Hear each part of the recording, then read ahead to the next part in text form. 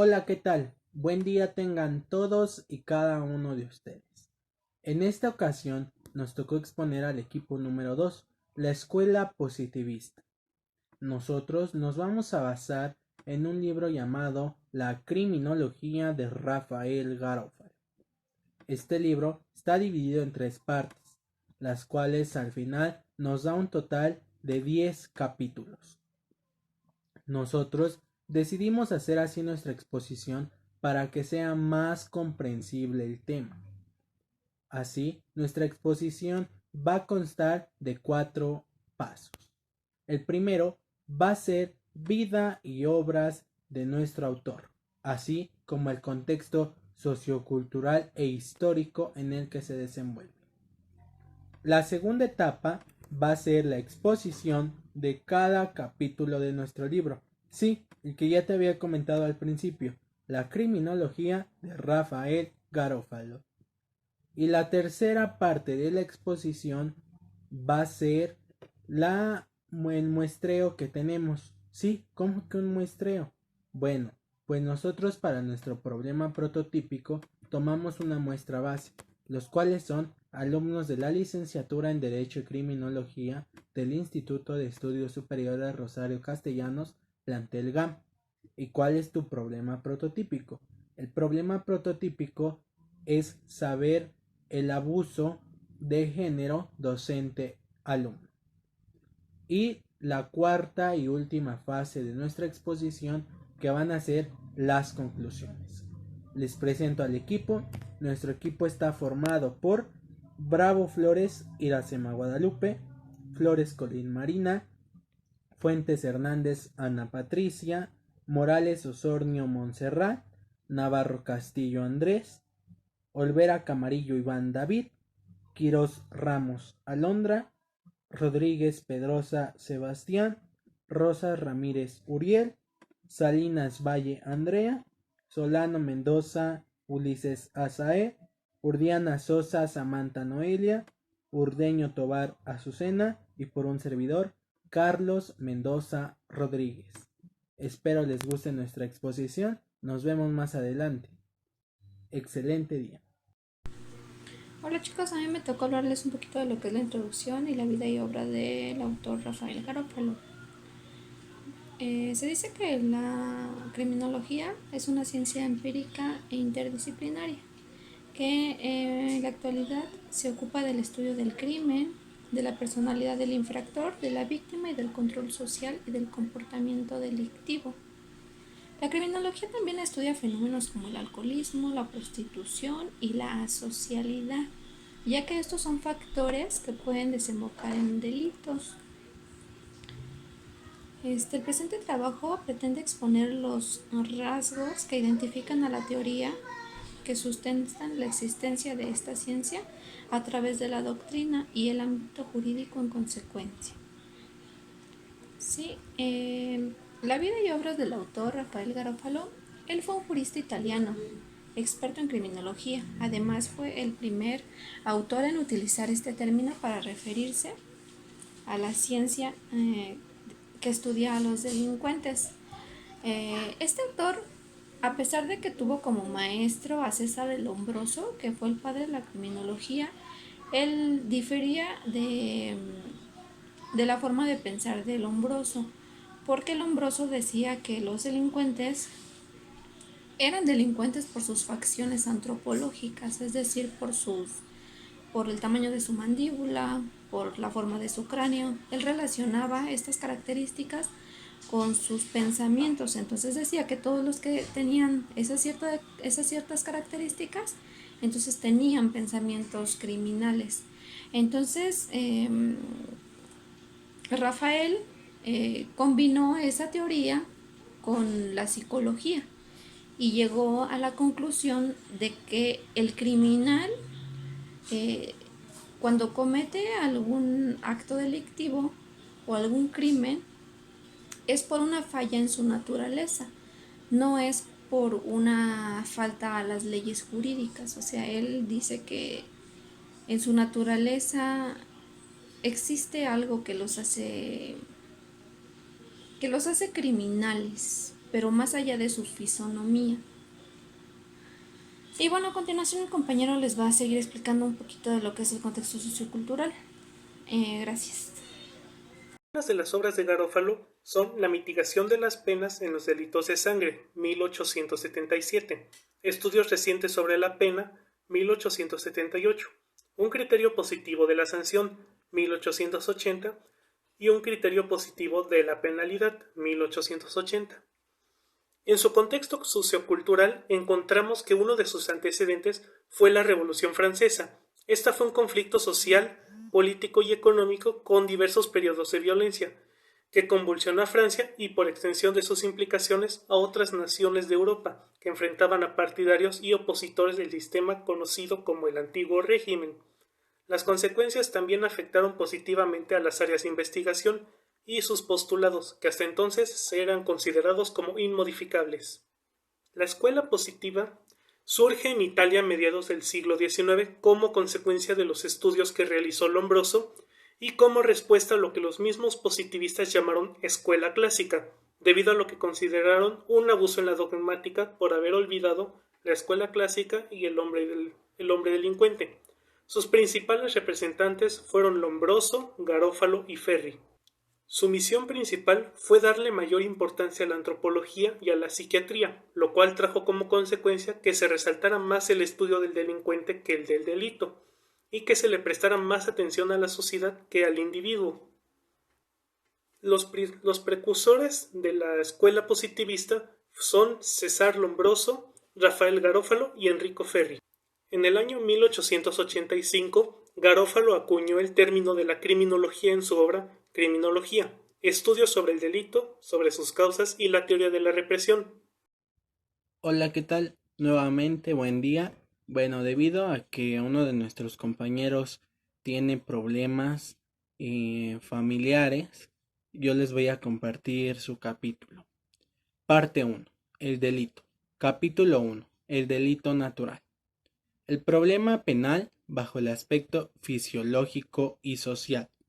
En este capítulo, los juristas nos dan la noción del delito y nos dicen que no solo existe un delito natural, sino que existen delincuentes por naturaleza. La ciencia no hace otra cosa más que estudiar al fenómeno y aplicar los resultados del estudio a la necesidad de defender la paz social y el mejoramiento de la raza humana. El delito en la vida social es una forma de conducta de una clase más o menos de individuos. El delincuente debe ser considerado en relación con el organismo físico y en relación con las leyes que tiene la sociedad. Existen dentro de estas leyes las leyes formales, que son inherentes a la naturaleza íntima de las diferentes agregaciones sociales en las cuales se fracciona en tiempo y en espacio. En relación con esta, señalamos a varias sociedades humanas, considerando las acciones de los individuos que se oponen a dicho desarrollo y al perfeccionamiento de los sentimientos morales. La clase de los delincuentes neutraliza la obra de aquellos y se opone al referido desarrollo de la sociedad. Debido a esto, da como resultado que el criterio distingue de la delincuencia no es negativo, a saber, si la navegación de la conducta honrada, sino que el verdadero término de comparación sirve para distinguir tanto las acciones honradas como las no honradas, los buenos ciudadanos y los verdaderos delincuentes, las leyes fatales de la sociedad humana y el natural camino de ésta según su evolución propia. Los veo más adelante. Parte 1, capítulo 2. El delito según los juristas. Actualmente se cree que la ciencia de los delitos no es más que una rama de la ciencia del derecho. Se ha dado a la penalidad un carácter jurídico. Se ha recurrido a los abogados para la legislación y a los mismos abogados para la aplicación de esta ley. No hay más que uno solo y el mismo orden de funcionarios que juzgan en materia civil y penal, y todas las salas de audiencia ofrecen poco o más o menos el mismo espectáculo de hombres de toga negra, de escribanos, de abogados que informan. Los juristas se han apoderado de la ciencia de la criminalidad y se les ha dejado hacer, sin razón, por ahora, la materia como los juristas forman la idea del delito. Si los juristas no se ocupan de la criminalidad como mal social, nos han dado al menos una definición rigurosa de lo que entiende por delito. El mismo golpe de vista se advierte lo que hay de vago en estas definiciones. En ellas puedes hacerse entrar todo lo que se quiera, o por lo menos todo lo que bajo cualquier respecto pueda considerarse como nocivo para la sociedad. Todo el mundo ha prestado su adhesión a este concepto del delito, según el cual la utilidad social no es más que una condición para una acción inmoral sea punible. Hola nuevamente. Bueno, pues ahora les voy a exponer el capítulo 1, la anomalía criminal, de la parte 3, el delincuente. Este capítulo nos habla un poco sobre la moral del criminal y nos dice que hay delincuentes que no pisan su moral o que no dejan que se les baje la moral, debido a que es una de las principales reglas que ellos tienen. El que los valores morales que ellos tienen no son igual a los de la demás sociedad, porque como sabemos, se delinque porque te aíslas de la sociedad o porque quieres pertenecer a un grupo social. También nos habla nuestro autor de sus diferentes teorías. La que más me interesó y la que creo que a todos se nos hará interesante es la teoría de los rasgos físicos y psicológicos que tienen los delincuentes en sus grupos. Así es, nos decía que puede ser porque tengan un adornito en la ceja, porque tengan un corte de pelo igual, porque tengan algún tatuaje, el cráneo, alguna prenda de vestir, entre otras cosas.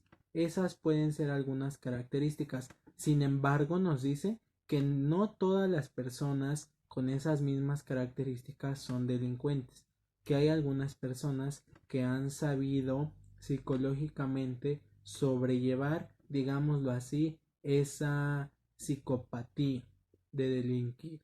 También nos dice sobre la teoría de que es genético. Ser delincuente puede venir dentro de nuestra genética o puede ser por el contexto social en el que vivimos. Esas teorías son las principales que a mí se me hicieron muy interesantes y que realmente son las que hasta el momento se han cumplido. Bueno, pues más adelante nos vemos. Gracias. Parte 2, capítulo 2. Influencia de la educación sobre los instintos criminales. Se podría demostrar que la educación es una de las influencias que obran sobre los primeros años de vida, y al igual que la tradición y herencia, contribuye a la formación de carácter, y éste estará fijado durante toda la vida. La educación en el periodo de la infancia no debe tomarse en sentido pedagógico, sino como un conjunto de influencias externas con las que el niño se desarrolla y le imprimen hábitos morales, enseñándole de forma experimental y casi inconscientemente la forma de conducta que debe seguir en diferentes ocasiones. Se puede comprobar que la influencia deletrada de una mala educación o de un medio social depravado puede ahogar el sentido moral transmitido y poner en su lugar los peores instintos. La influencia de la educación en el sentido moral es dudosa. Para Sergi, el carácter está formado por capas, mientras que para Garofalo el carácter está desarrollado desde la infancia al igual que el físico. Mediante la enseñanza religiosa es posible obrar de manera eficaz sobre la moral de los individuos. Se puede decir que la impresión de los misterios religiosos sobre la imaginación es tan viva que las reglas de conducta impuestas por un hombre de la divinidad pueden convertirse en instintivas. Para los positivistas, la religión es una de las fuerzas más grandes del mundo y de la educación, pero para la educación necesita dos condiciones. La primera es que sea un niño, y la segunda es que el verdadero fin de la enseñanza sea la enseñanza moral. El temor del castigo de la divinidad hacia la vida continua después de la muerte es un poderoso freno para una multitud de personas. Capítulo 3. Influencias económicas. Los socialistas dicen que la mayor parte de los delitos desaparecerían si se consiguiera destruir ciertas instituciones para que fuese posible realizar su ideal, haciendo desaparecer la ignorancia a la sociedad, pero atribuyendo de una manera equitativa toda clase de trabajo, asegurando la existencia de las personas incapaces, suprimiendo el contraste entre las grandes fortunas y la excesiva miseria. Se suprimiría todo deseo de los bienes del prójimo, toda avaricia malsana y toda actividad antisocial. La miseria. Varias escuelas profesan diferentes opiniones y manifiestan distintas tendencias, pero todas conviven en creer que la fuente principal del delito está en las desigualdades económicas. Para algunos de estos escritores, el delito no es otra cosa que una reacción contra la injusticia social. La desigual repartición de los bienes condena a la miseria a una parte de la población, y si la privan de la educación, la reduce a la ignorancia. La inequidad económica, sancionada por las leyes, es un verdadero crimen que provoca a todos los demás, si es que esto los justifica. La principal culpable, la sociedad. Ella es quien hace posible la existencia de los malhechores, creando a aquellos desgraciados que no encuentran puesto en el banquete de la vida, y que han sido rechazados en los salones brillantes y de las habitaciones doradas, para ser arrojados en medio de la soledad y de las calles fangosas. A decir verdad, los escritores socialistas más serios de nuestros días no llegan a estas conclusiones. Sin embargo, casi siempre atribuyen el delito a una organización artificial y viciosa de la sociedad, y creen que, una vez modificada esta organización, la cifra de los delitos habría de reducirse a proporciones mínimas, y gracias a una lenta evolución, desaparecería enteramente. Buenos días, compañeros y profesora. Mi nombre es Ulises Azael Solano Mendoza y en conjunto con mi equipo les vamos a hablar un poco de la escuela positivista, en específico de un libro llamado La Criminología, hecho por Garófalo. ¿Qué es lo que vemos en ese libro? En especial yo les voy a narrar el capítulo número 4, que se llama Influencias de las leyes. Lo que vemos en ese capítulo es sobre el estudio de la criminalidad. ¿En qué consiste? Consiste en distinguir las acciones que van en contra de las leyes de prevención establecidas dentro del Estado.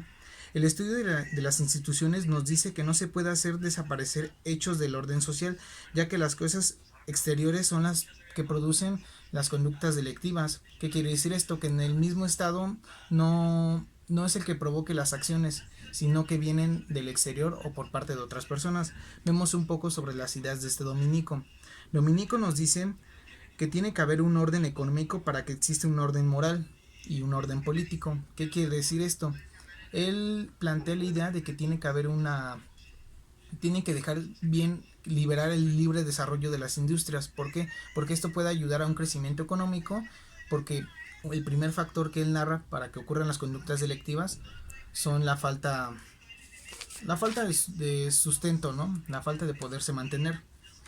También nos dice que se tiene que haber un nuevo cambio en el orden educativo, ya que el orden educativo es uno de los pilares principales por las cuales nos da una formación como personas de bien.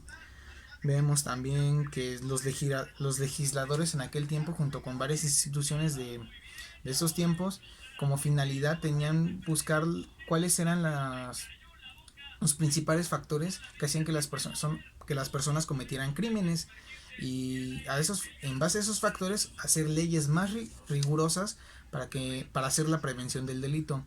Vemos en conjunto también ideas de Ferri y Lombroso.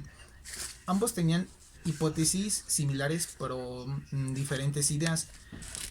Ferri, por ejemplo, decía que tenía que haber un aumento sobre las bebidas alcohólicas para disminuir la compra de ellos, y Lombroso decía que tenía que haber una disminución sobre la venta hacia las personas, ya que ambos concordaban que uno de los factores principales por los cuales la gente cometían actos delictivos eran por las bebidas alcohólicas. Estas ideas fueron tomadas por Holanda el día 28 de junio de 1882, que en base a estas ideas promulgaron una ley para aumentar el precio de las bebidas alcohólicas y disminuir su venta. ¿Qué ocasionó esto?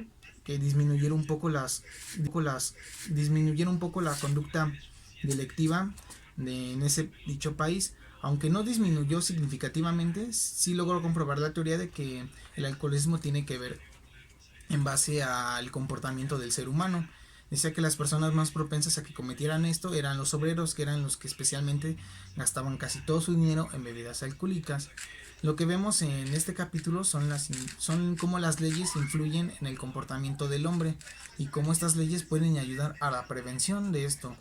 A continuación mis compañeros seguirán hablando un poco más sobre los demás capítulos. Yo les recomiendo que sigan viendo, que lean el libro y que lean el capítulo número 4, que es uno de los capítulos más interesantes que pueden ver.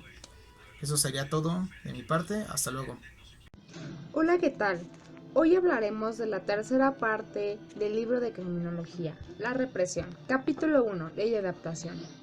Bien, empecemos conociendo la palabra delito. ¿Alguna vez en tu vida has escuchado la palabra delito? Así es, en este libro hablaremos de eso el día de hoy. Bien, para una ley de adaptación se necesita conocer realmente lo que es un delito. El delito es una falta de educación o de conducta irrespetuosa ante un medio o una sociedad. Este tiene un carácter exclusivamente político. Dentro de este también hay desobediencias que quedan fuera de nuestro cuadro de criminalidad. Estos sirven como efecto para atemorizar de mayor a menor, sea grave el delito. Además, estos son actos inmorables que atacan con ciertas agresiones, violan reglas de conducta con un fin determinado de una religión, la política, arte, un ejercicio o una actividad moral. Bien, vamos a hablar rapidísimo sobre un ejemplo. Para una ley de adaptación, una familia adquiere un nuevo sujeto o un nuevo integrante de la familia, el cual tiene conductas que no van acorde a la familia. Pues se podrá decir entre comillas, tiene como un pequeño trastorno de tomar las cosas. Inmediatamente toma el dinero, se pierde dentro de la casa y la familia realmente saben quién fue. ¿Qué pasa con este? Empieza a arrojar sus conductas de falta de educación que violan una regla de conducta dentro de la familia. Al darse cuenta, la familia empieza a sospechar, empiezan a haber sentimientos de piedra y de probabilidad. Al darse cuenta de estos sentimientos, la familia empieza a desarrollar falta de confianza, de honradez, de educación. Entonces, ¿qué hace la familia inmediatamente de esto? Se percata de la ley de adaptación, que este sujeto no puede ser un integrante de la familia. ¿Por qué? Porque no está hecho para integrarse en una familia con muy buenos valores. ¿Qué le pasa? Se vuelve un delincuente, lo arroja a la sociedad y va por la vida haciendo los mismos sin hacer un esfuerzo por tratar de cambiar la situación. Hasta aquí con mi capítulo, seguimos con ustedes, no se muevan y espero que les interese demasiado. ¿Qué tal? Me tocó la parte 3 del capítulo 2, que habla sobre la crítica del sistema penal de los juristas. En este capítulo se empieza a creer que ya no hay nada nuevo porque las ideas contenidas en el mismo son aquellas cuya simple enunciación basta para quedar persuadidos por su verdad. Según esto ya existía una ciencia del derecho penal y por desgracia su doctrina es todo lo diferente de la que se enseña en la obra. Por esta razón se hace rápido análisis de la teoría penal generalmente aceptada en los días de Europa, cuidando de poner de lado cada una de sus máximas, las que derivan lógicamente de los principios. Es decir, que la pena justa es la pena necesaria, es tanto como decir que una pena no necesaria es injusta. El criterio de la necesidad es que hay que fijar para impedir otro abuso, pero este criterio no es posible obtenerlo por medio de hipótesis metafísicas, sino por medio de experimental. Si las palabras delito y pena tuvieran para nosotros el mismo sentido que para los juristas, la observación estaría en su lugar, pero nosotros le tenemos dado en el primer capítulo de este libro otro significado. ¿Por qué muchos criminales que son tan solo criminales alienados? Es decir, es una especie aparte de su anomalía moral, puede seguir de la fase de alienación. Su carácter puede mejorar o volver a ser como era antes. Su sentido moral debilitado podrá restablecerse o por el contrario, podrá encontrarse completamente destruido. Y aquí resulta que los criminales alienados deben ser sometidos a un tratamiento especial adaptado para la enfermedad que es la causa de su delito. Y la teoría más importante que encontramos es la teoría tentativa, la cual no se compadece sino son con mucha dificultad con los principios que la escuela jurídica dominante, que existe una doctrina objetiva de la tentativa según la cual está en su punible sino cuando la intención ha sido realizada en parte de la manera en que la tentativa no se ha fragmentado del delito que se trata de cometer, teniendo como un aspecto objetivo. Por mi parte ha sido todo. Pasamos al siguiente capítulo. ¿Qué tal, compañeros? Yo les hablaré de la tercera parte del capítulo 3, que son las leyes protectoras del crimen. Para nuestro autor, las leyes están hechas más para proteger al delincuente en contra de la sociedad que a la sociedad misma contra el delincuente. Es por eso que enuncia que es la ley misma la que se encarga de hacer difícil la aplicación de las penas establecidas por otra ley, haciendo que no se aplique de forma inmediata o retardando la ejecución de la pena para el delincuente. La acción pública se funda con frecuencia en la naturaleza objetiva del tipo del delito, sin tener en cuenta la perversidad con la que actúa el delincuente. Para que haya una acción pública es necesario la querella del ofendido, es decir, que en la medida que se ponga en acción al órgano jurisdiccional, se tendrá un delito que investigar y un imputado a quien juzgar. Cuando los delitos son menores, las penas también deben serlo. La acción pública se aplica sin investigar si ha reincidido o no el delincuente en el tipo de delito y qué tan peligroso puede ser para la sociedad. En la acción privada, un simple ciudadano puede ser juzgador y verdugo del delincuente y aplicar la ley del talión. También el querellante es amenazado por el agente haciéndolo desistir de la querella y la sociedad se queda sorprendida ante la impunidad del delito. Se adoptaron medidas de represión necesarias ante los delincuentes no peligrosos, como la reparación del daño material, la reparación del daño moral.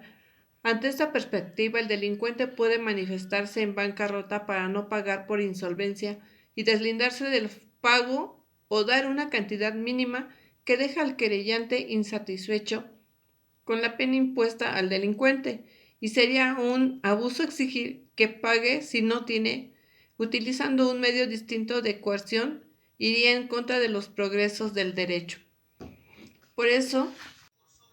Es por eso que manifiesta que sería absurdo prestar, vender o alquilar a alguien insolvente que nos provocaría un daño económico a futuro, sin haber pedido algo en garantía, aunque también puede pagar con la parte proporcional de su ingreso laboral y que tenga la intención de pagar en el menor tiempo posible. Cuando se presta a alguien solvente es más dura la aplicación de la ley para él, ya que se le obliga a pagar y correr con todos los gastos hasta pagar la deuda sin prórroga. Lo esencial es que se repare el delito para obligar al delincuente a esta reparación del daño y ser inflexible. La instrucción de los procesos. En aquella época implicaba hacerlo de manera pública en presencia del procesado y su defensor, asegurando la imparcialidad. Puede haber peligro si el procesado conoce los cargos, quien lo acusa y los testigos. Se debate también la privación provisional de la libertad y en que solo debe ser aplicada para los delitos muy graves o en delincuentes más peligrosos. La prisión preventiva es para evitar la desaparición de las pruebas materiales, la desaparición de testigos, cambiar la confesión de los cómplices, la fuga del detenido y que pueda escapar al juicio y aplicación de la pena. Así también nos muestra la figura de la libertad provisional, aún después del fallo durante los trámites de apelación y anulación de la sentencia. Esta institución de pagar fianza produce en el público desagrado. Lo cierto y positivo es que un culpable que se hallaba en poder de la justicia deja de estarlo, habiendo sido la justicia misma quien le ha dado la libertad para moverse a su antojo, causando enojo al ofendido y a sus familiares. El sistema penal de este libro es incompatible con dicha institución. Así también, si el imputado resulta ser inocente, el Estado debe indemnizarle por haberle retenido sin causa justificada. Por eso es importante la acción de informar del policía, que tiene de primera mano las evidencias y culpabilidad de la gente, para que así se lleve un proceso limpio y transparente, y el juez y el jurado no se dejen llevar por la oralidad adornada del abogado o defensor, que en la mayoría de los casos gana solo por ser hábil en la palabra. El juez y el jurado deben ser incorruptibles para dar un veredicto correcto sin dañar al posible culpable y darle la sentencia justa. Así el jurado juega el papel de vigilante ante los abusos de la autoridad. La ciencia penal tiene como objeto luchar contra la enfermedad social que es el delito. La ley concede a los criminales la prescripción de la acción penal. Así pues, se cobijan de éste para evadir la pena a su delito, escondiéndose hasta que ésta prescriba por el tiempo o por la prescripción del código donde se encontraba el delito cometido.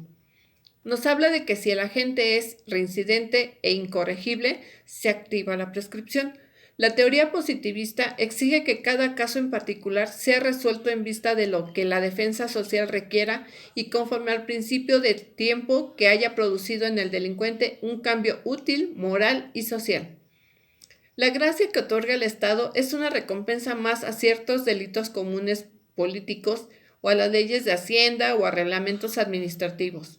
A los delincuentes esa amnistía de lo que ayer era un delito, ahora no lo es. Abolece la acción de la gente y sirve para destruir todo rastro del delito en los archivos judiciales. En muchos estados, el estado de gracia conserva este acto de clemencia, de generosidad, de perdón, que no se cree incompatible con la pena y se utiliza como un medio para combatir la criminalidad. El derecho de gracia fue censurado por muchos ilustres pensadores. Para nosotros, el juicio penal es la designación del tipo de delincuente que se examina y la pena el medio de defensa que se requiere en cada caso. Buen día. A mí me tocó el capítulo 4 titulado El sistema racional de penalidad de la tercera parte. Este habla sobre las teorías de Rafael Garofalo que gravitaban al torno al concepto del delito natural. Este se definió como la lesión de aquella parte de los sentimientos altivistas fundamentales de la piedad y de la probidad, en la medida media en que eran poseídos por una comunidad y que eran indispensables para la adaptación del individuo en sociedad. Además, fundamentaba la responsabilidad penal en la peligrosidad innata del delincuente al que consideraba una evolución involucrada de la especie humana, incapaz de asimilar los valores de la sociedad. Rafael Garofalo defendía de este modo que la única forma de evitar el delito era eliminando los factores externos que daban pie a delinquir, estableciendo una relación entre su causa y efecto de las circunstancias en la criminalidad y dejando al margen el libre albedrío de los ideales políticos conservadores. En su madurez, Rafael Garofalo adoptó el fascismo, así como también defendía la pena de muerte y la eutanasia de los enfermos mentales. Se dice que cuando un asesino cometía un homicidio era por placer, porque le gustaba ver la sangre correr o porque le gustaba ver carnes desgarradas. Cuando era un asesino inofensivo, le gustaba ejercer fuerza muscular o en su destreza hacía el manejo de armas. Y cuando alguien delinquaba o cometía un delito, lo tenía que pagar al Estado, como trabajando para ellos, y cuando cumplían su sentencia y salían al mundo, ellos ya podían dedicarse a algo y no volver al mismo delito. Es de eso de que se trata el capítulo que les pongo el día de hoy. De una encuesta online de 12 preguntas con respuesta múltiple dirigida a alumnos del edificio B del Instituto Rosero Castellanos, plantel Gustavo Amadero, Con una respuesta aproximada de 385 alumnos de 11 salones diferentes, tuvimos las respuestas solamente de 75 alumnos contestando la encuesta. La primera pregunta fue de su sexo. En esta 47 fueron mujeres y 26 fueron hombres. Y 2 fueron sin definir. La segunda fue sobre su edad, variando entre los 17 y 26 años, siendo 18 y 19 los más frecuentes. En la tercera pregunta se le preguntó si se habían sentido acosados por maestros en semestres pasados o actuales. 28 mujeres y 19 hombres contestaron no, mientras que 17 mujeres y 8 hombres sí se sintieron acosados. En la pregunta 4 se les preguntó qué tipo de acoso sintieron. 14 mujeres y 5 hombres sintieron acoso sexual. 5 mujeres y 6 hombres acoso psicológico. Mientras que 12 mujeres y 7 hombres sufrieron otro tipo de acoso. En la pregunta 5 fue que si habían sido tocados sin su permiso. 11 mujeres y 2 hombres respondieron que sí, mientras que 34 mujeres y 24 hombres contestaron que no. En la sexta pregunta se les preguntó si trataron de denunciar. 8 mujeres y 4 hombres sí intentaron, mientras que 39 mujeres y 22 hombres no intentaron. Ok. Si tuvieras el apoyo, ¿denunciarías? Contamos con una población de 73 personas, de las cuales 56 contestaron que sí apoyarían a denunciar. 38 son mujeres y 18 son hombres. Los demás evadieron contestar esta pregunta por medio de represalias que se llegasen a tomar. Siguiente pregunta. ¿Conoces a alguien que pase o pasó por lo mismo? La mayoría tenemos conocidos, o hasta nosotros mismos hemos pasado por esta situación. 38 personas han pasado por esta situación, de las cuales 26 son mujeres y 12 son hombres. Los demás, pues, no. ¿Brindaste apoyo? Aquí nuestra población disminuyó a 61 personas, de las cuales 26 brindaron apoyo. 17 mujeres y 9 hombres. Los demás, pues, lo ignoraron simplemente. ¿Cómo te sientes al ser acosada o acosado? Nuestra población es de 60 personas, de las cuales una mujer se siente triste, 13 asustadas, 9 impotentes, 13 frustradas y 1 en contexto. 2 hombres se sienten tristes, 4 hombres asustados, 4 impotentes y 7 frustrados y 6 en contexto. ¿Hubo alguna consecuencia? Nuestra población es de 75 personas, de las cuales 6 tuvieron consecuencia, 3 hombres y 3 mujeres. ¿Conoces si tu institución tiene protocolos sobre el acoso sexual y psicológico? Igual, nuestra población sigue siendo de 75 personas, de las cuales solamente 6 hombres conocen el protocolo. Y eso es todo. Ya, bye. Hola, ¿qué tal? Has llegado a las conclusiones finales de este capítulo. Muy bien. Para nuestras conclusiones finales, mis compañeros y yo nos hemos tomado la molestia de explicarles ampliamente el contenido de este libro. En pocas palabras, la conclusión. Bien, la criminología debe de una crítica que debe de ser analítica. Es la investigación de las causas y de las circunstancias del delito como un objetivo de denunciar los moldes de injusticia estructural de un delito. ¿Sería su expresión? Ellos explican que los pobres y las condiciones frágiles de una sociedad capitalista hacen que la pobreza tenga sus reflejos en la criminalidad, pero esta no es la única causa de actitud delictiva. Esto se genera por los factores como el capitalismo, la competitividad, la agresividad, la conducta, la codicia de bienes, de materia, y bien, también dice que tenemos anomalías sexuales o bien se podrá decir como el machismo, entre otros, pero muy independiente de esto, para finalizar mi trabajo y el de mis compañeros, nos dimos cuenta que hay diferentes teorías acerca de los hechos delictivos que hay, como las partes que influyen, para que estos sean realizados sobre los individuos. La relación de una sociedad muestra que tomamos y que podemos darnos cuenta que a pesar de algún hecho delictivo, tenemos miedo como sociedad de que después de haber tenido represalias contra una persona que denuncie, esto pueda provocar que ya haya manchado mi reputación o me haya tachado como un mentiroso. Ahora que sabemos que en la población nuestra en su mayoría no sabe cómo manejar una situación ante esto. Bien, continuemos con las conclusiones. Se puede notar que las leyes influyen con el comportamiento del individuo y como estas leyes ayudan a la prevención de un delito, se crea una base a estudios de la actividad del delincuente. De esta manera crean leyes más rígidas que ayudan a la prevención de estos.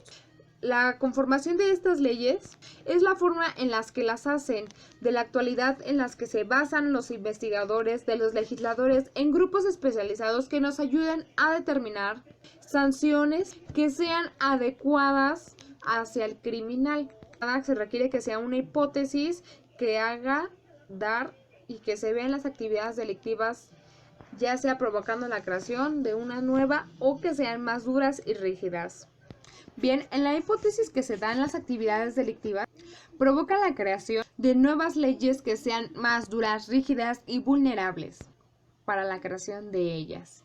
Muchas veces uno por miedo que sea hombres y mujeres se quedan callados. ¿Por qué? Ante los casos con una autoridad, provocando que tengan inseguridades y que sean más vulnerables hacia los malos tratos.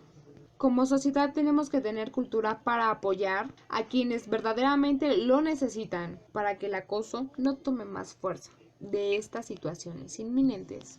Al igual que las leyes protectoras del crimen influyen con lo que acabo de decir.